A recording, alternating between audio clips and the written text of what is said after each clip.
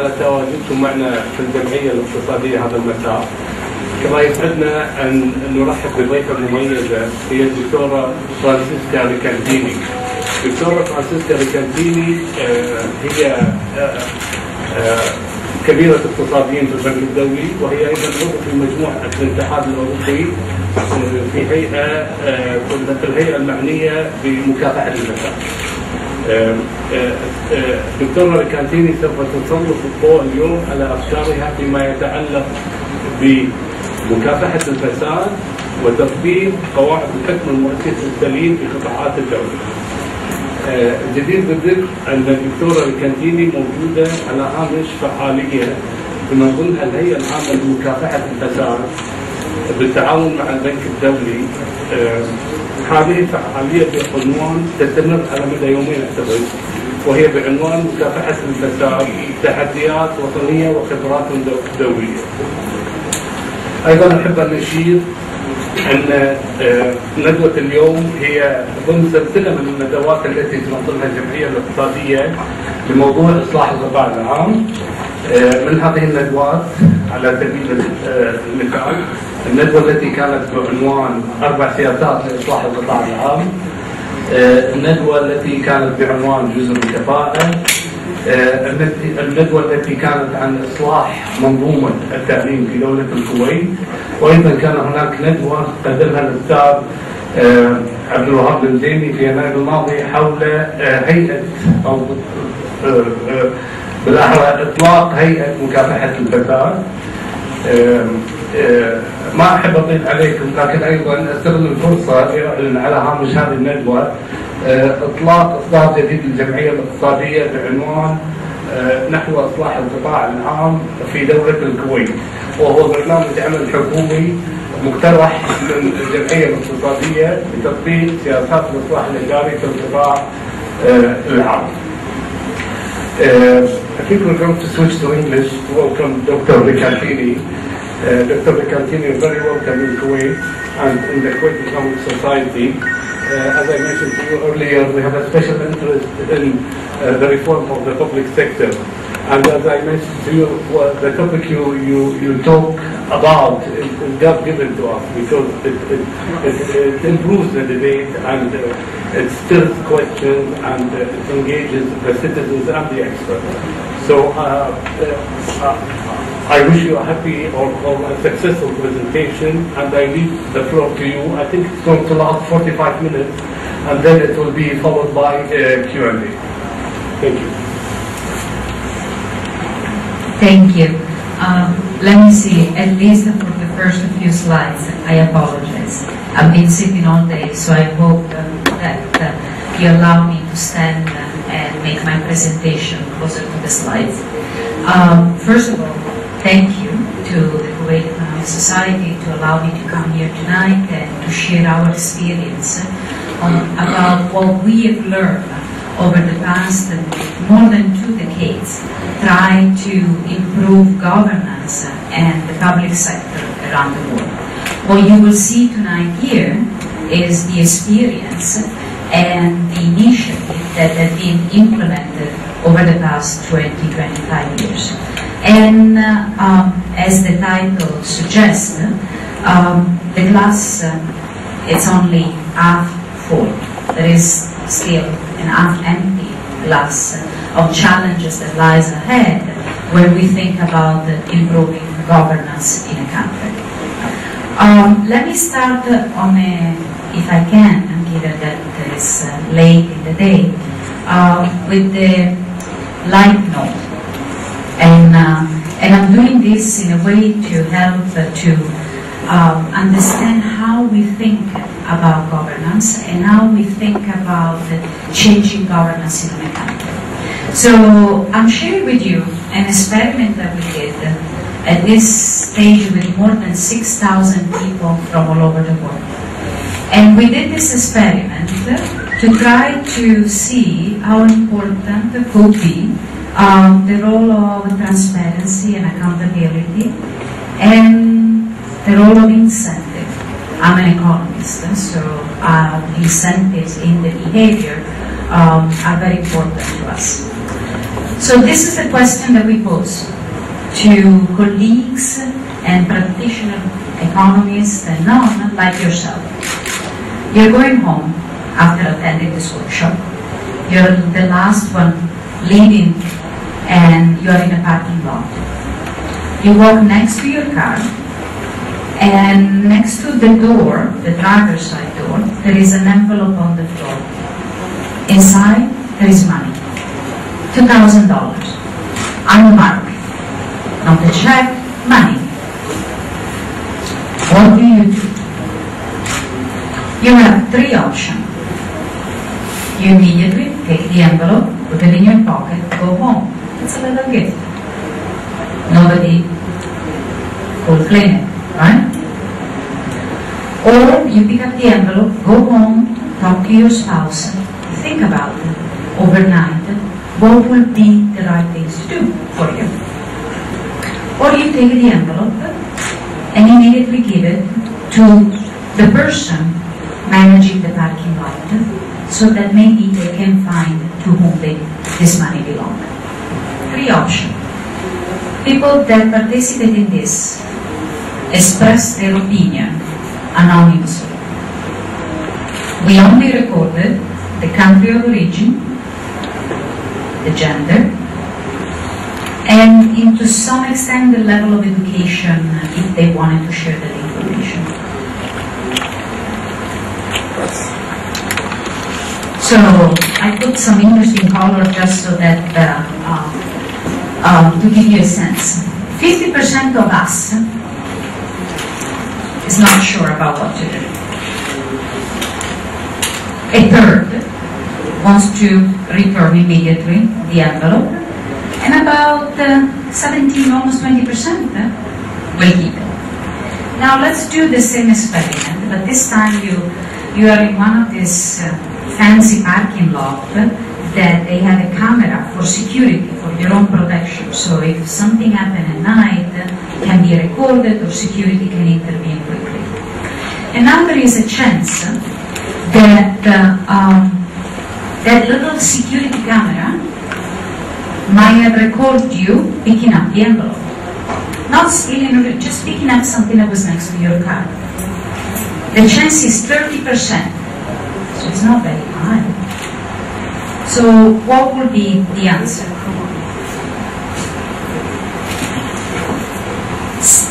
And let me refresh your memory. Before, the green, the one that wanted to return it, was 33. Now it's 74. The one that wanted to keep it was 17. Now is only 4%. Why do we do this? A lot of time when I've been working with many of my colleagues or with practitioners around the world, I always find that when we talk about issue of improving how public resources are managed, increasing transparency and accountability, there is always some suggestion that maybe we don't understand that the issue could be specific to the country, could be due to certain type of cultural motivation, could be, I was told, a difference between men and women, gender-driven. This result hold no matter who responded. If we try to look, only people that responded came from Latin America or from Europe or from Asia. If we look at the responses of women and men, if we look at respondents that had a lower level of education versus a high level of education, the fact that there was a chance that you might be accountable for what you were doing changed the behavior. And this is a very fundamental conclusion that we keep in mind when we think about promoting transparency and accountability within the public sector. So this was the light note. When we think about, and I'm just showing you this, the public sector, we actually think about the whole set of institutions of a country. So here, and many of you already asked, you will have tonight the presentation. I will leave it here on the computer, so you will get a copy. So you have the pure public sector here. You have the relationship between the public sector and the private sector and the civil society. You have the elected official, the political power. You have some of the oversight institution, right? Some, the Supreme Audit Institution, the Ombudsman, the judiciary. You also have subnational government. When we think about improving governance, we think about all the relationship between all these different pieces, how they interact with each other, and how they can effectively, transparently, in an accountable way, manage resources that they are public resources. If any of this relationship does not work, well, what do we see? We see different type of what we call pure governance. You have the petty corruption, the bribes. You have nepotism. You can have also influence and abuse. So for us, has increasingly become important for us, meaning the World Bank Group, to be involved in improving governance in the public sector, to actually be able to achieve the mission that we have, that is to eradicate poverty.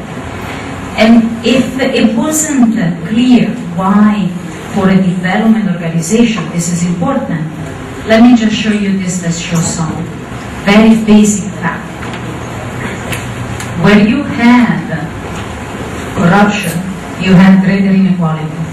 There is increasingly data showing that poorer citizens pay a larger amount of their income in bribes to receive services than wealthier citizens. There is also the same applied to exclusion. Poorer citizens are more often excluded and don't get access to services that public services, let me emphasize, public services that have been put in place also to achieve them. Corruption doesn't mean bribery, poor governance, doesn't translate in better quality of services. On the contrary, there are less resources. But now we have data to show it, and there is a negative impact. Very state country that they have very poor governance institutions don't grow as well. So for us, that we focus on development and eradication of poverty, it's very important to be able also to address this issue of governance, to be able to then promote growth in a country. So very quickly, this is basically going from not even wanting to talk about governance and corruption to suddenly be involved in many things. That's the only thing, the only message you need to keep out of this slide.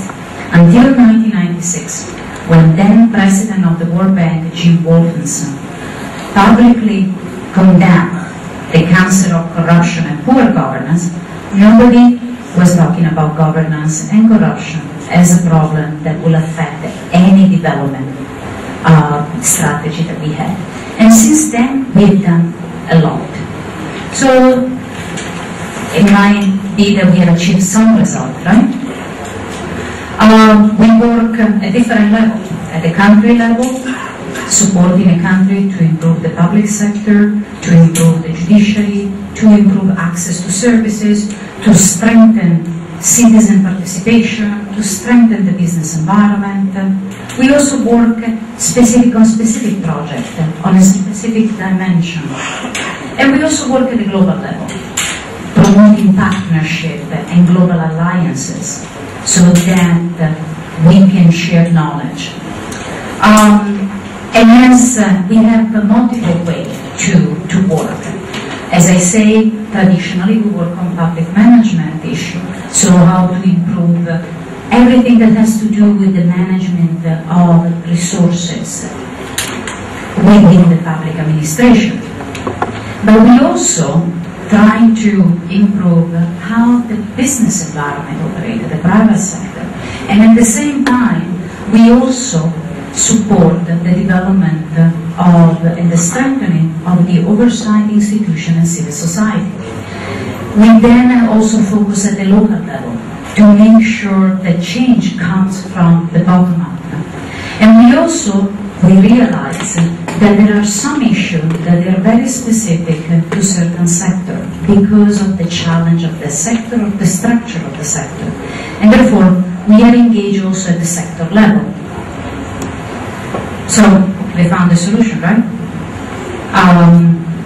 We have a way to engage with different countries, with different sectors. We have a lot of experience. In the version of the presentation that you will receive, I skipped over 6-7 slides that tell you specifically what we have done across the world in different sectors. And there is a reason why I did this. Because let me show you 3 slides now. And let me tell you a story that is slightly different. We have done a lot of progress. But, and let me emphasize one part that many not emphasize enough. When we engage to improve governance and institution, capacity building is very important for us. Without that, the institutions themselves cannot improve. Still, here, and I'm looking at Eastern Europe and the former Soviet Union. This is between 2005 2008, and we are so lucky that we have collected a lot of information, a lot of data. There is a lot of improvement and work in terms of increasing transparency in procedure, permits, etc., etc. So we see a significant decline and improvement when it comes to payment of bribes, right? Fantastic. Now we look at bribes payment when we looked at the public procurement, public contracts, awarding of public contracts. Here the same country, same period, here the story is a little bit more mixed, right? In some countries, things have really improved. In some other, not really, they have increased, right? And now, let's look at diversion of funds, public funds, taken away out of the budget. I don't think that we have done much of a progress, on the contrary. This is not unique to the country in Eastern Europe and the former Soviet Union. This points to a different type of the issue.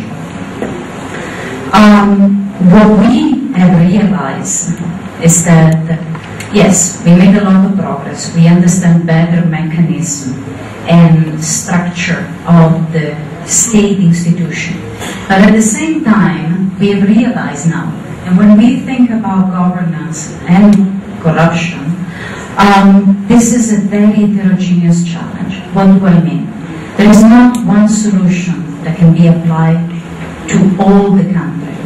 Well, we need to keep in mind that each country has a different reality that could be political, economic, social, institutional, cultural, right? Different level of skills, human skill, and resources. And corruption can take many forms. There is not one type of corruption, one type of abuse of power. And also, when we think about this governance issue, we struggle to understand, until recently, that there are many different, we call them actors at the central level, it could be at the international level. But I think that the biggest problem that we face when we have been engaged in improving governance in any country is that we underestimated the last point. That when we think about improving governance and addressing corruption, what we basically are saying, we are asking for a reallocation of power and rights within the same country. And that's challenging by definition. So what do we do now? And let me tell you a little more positive story. We think about a way, if a country comes and say, we really would like to improve governance, public institution, and accountability and transparency. What do we do? Think about Georgia, the state of Georgia, before Saakashvili went to power. It was a fairly dysfunctional country where services were not delivered to the citizen, and where it was very challenging to have anything functioning within the country. What would be our advice now?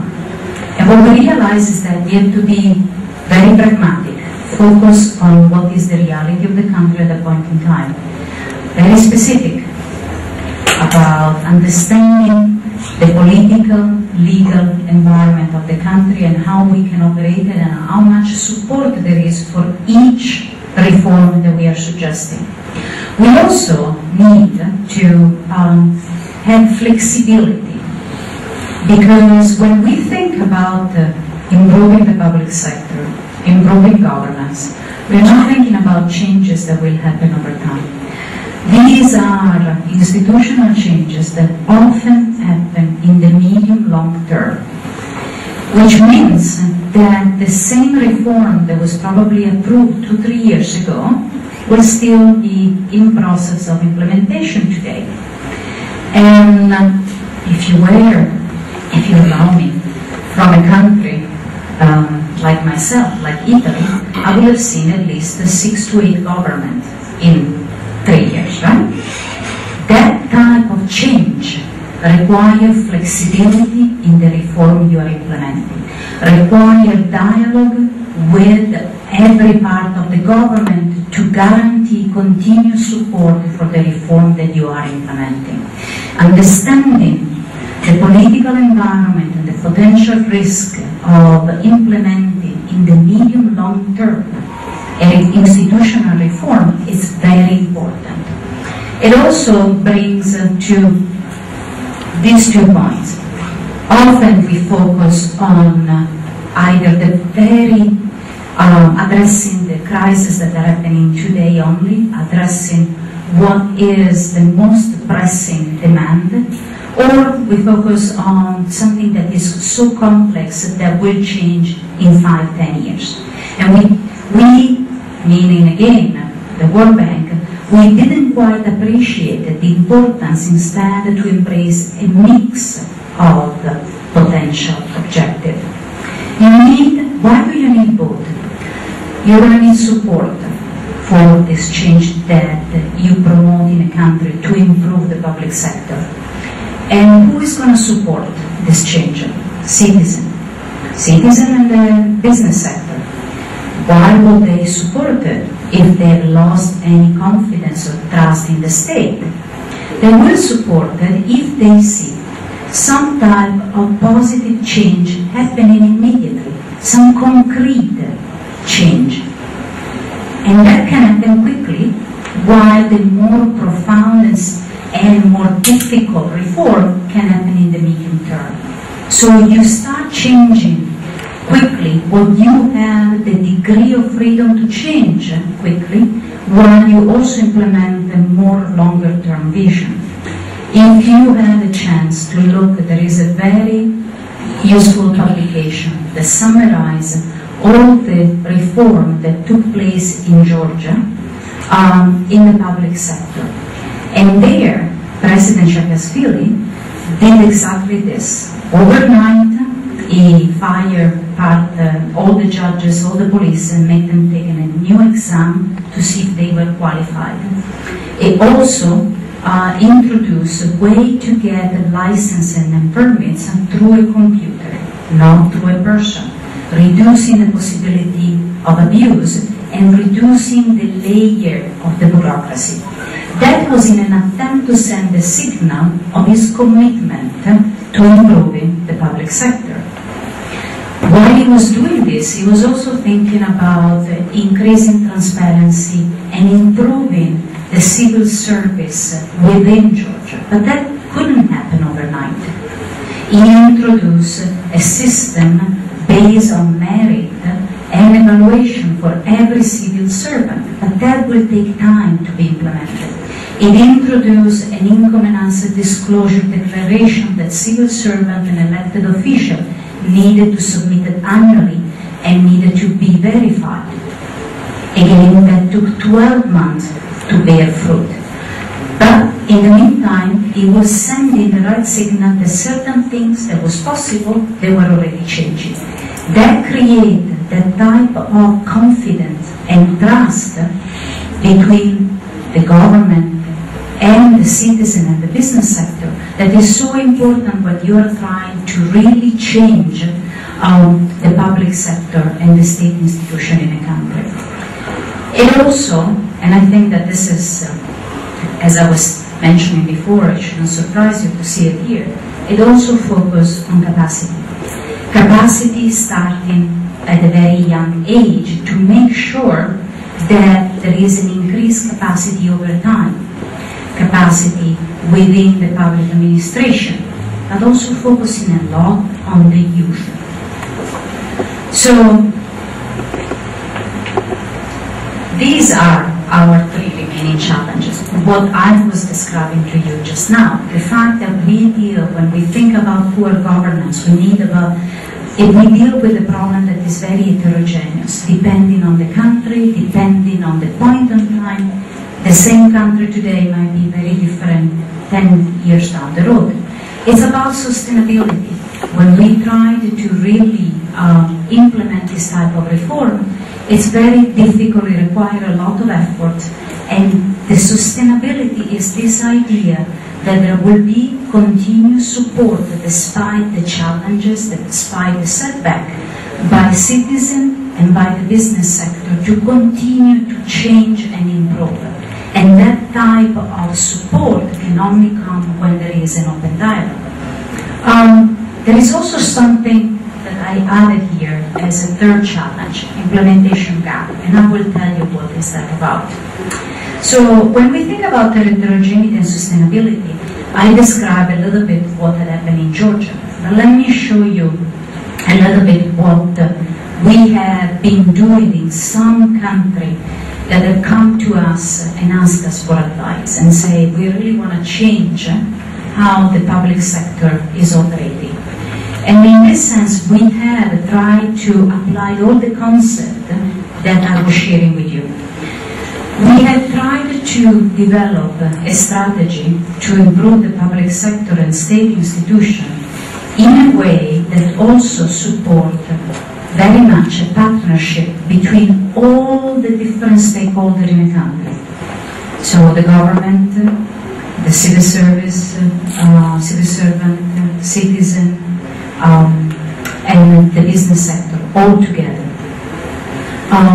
We also try to facilitate collection of information from many different sources.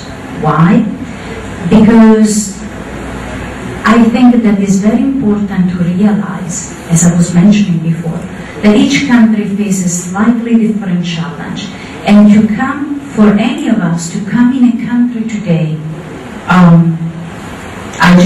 next week I will be in Latin America and Central America, and for me to go to that country, to go to Guatemala and say, this is what you should be doing, without knowing exactly what are the biggest challenges at that point, it's very myopic.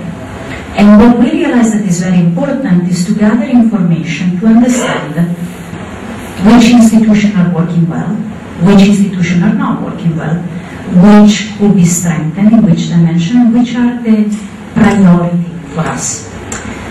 You will be surprised, no matter which country I have worked, and I think that as of now we have carried out this approach in about 17 countries. No matter where I have worked, I always found some institution within that country that worked very well. They were transparent, accountable, they were open to citizens, and they were a little island of efficiency and accountability. And in the same country, then you had a story that they were not as successful. But it's very different when you look within the same country and you compare this reality. You start to understand better what might be that is not working well. Because if it happened within the same country, under the same type of legislation, within the same culture, then there is a possibility for you to understand what could be changed, which incentive could be changed to improve how the public sector is operating. We also focus on participation, and this is a very important element of the success of this work. Why? Because while I've been saying all along, we, all this work was done by the country. We provided guidance on how to do the work, and then we suggested, let's create some type of coalition of civil society, business people, government that will collect information, will design a strategy to improve, and will be responsible for the implementation and the monitoring. The World Bank supported with experience, technical advice, etc. But it was the country that took the initiative and took the ownership of those changes and of that strategy. And we've been very successful sometimes. In some cases, we moved forward and we had some success for a few years.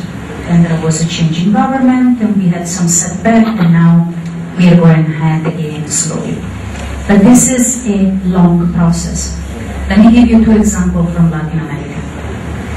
The first one, the president of the country took the strategy that was developed in this way, embraced it, translated into his own government public sector strategy, and for about 3 years he implemented slowly what had been recommended and tried to monitor.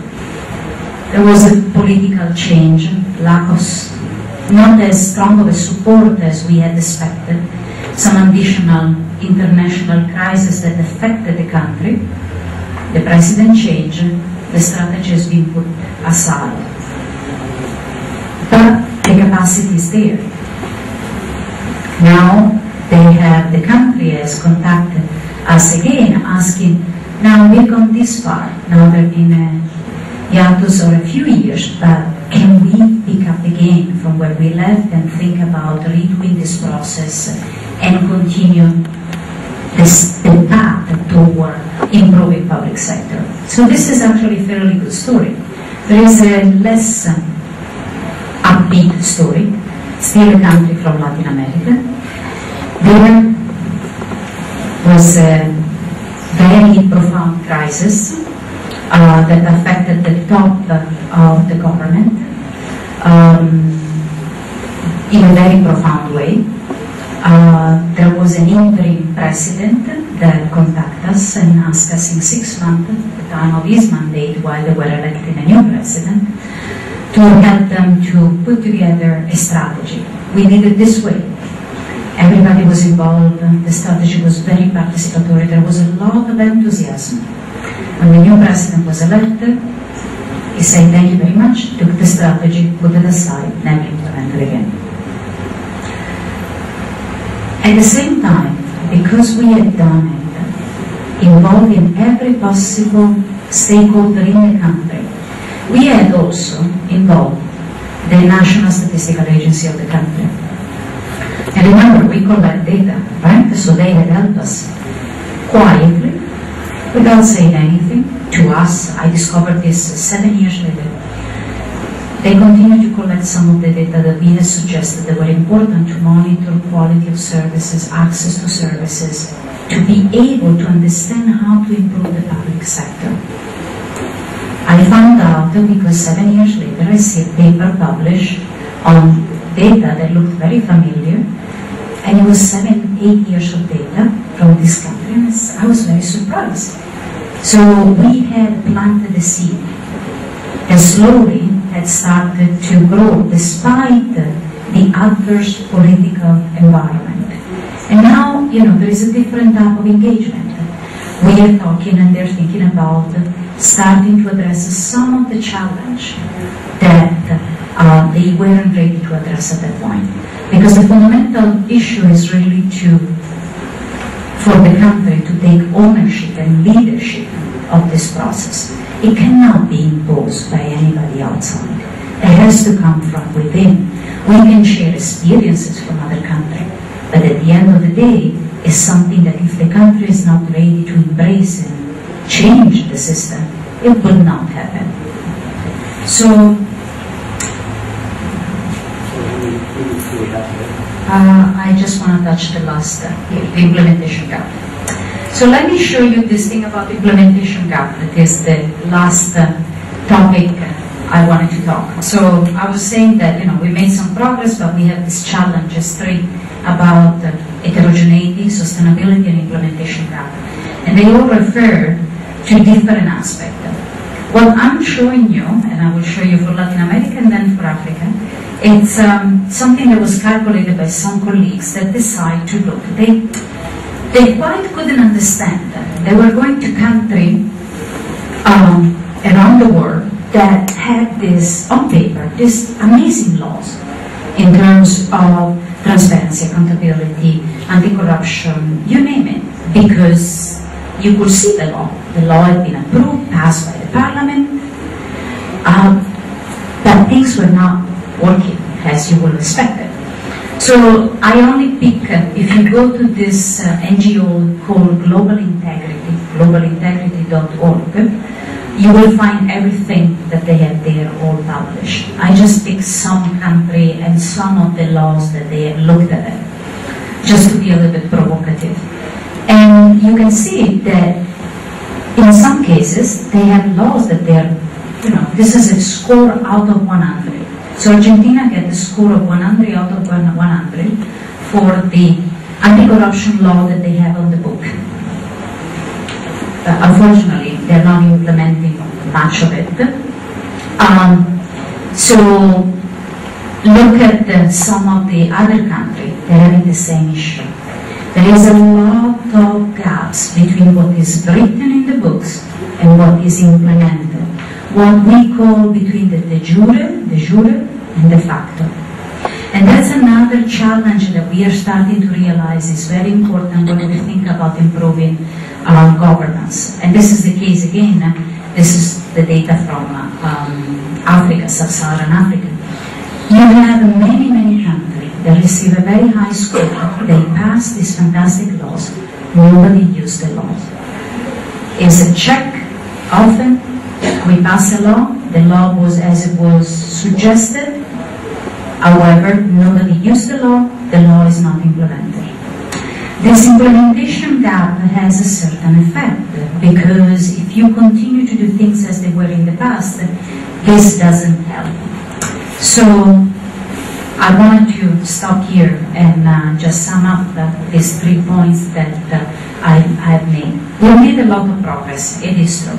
We made progress in many different areas over the past 20-25 years on how to improve the way the public resources are managed in a way that is not only efficient, but promote transparency, accountability, and participation. These are the key elements right now that we think are very important.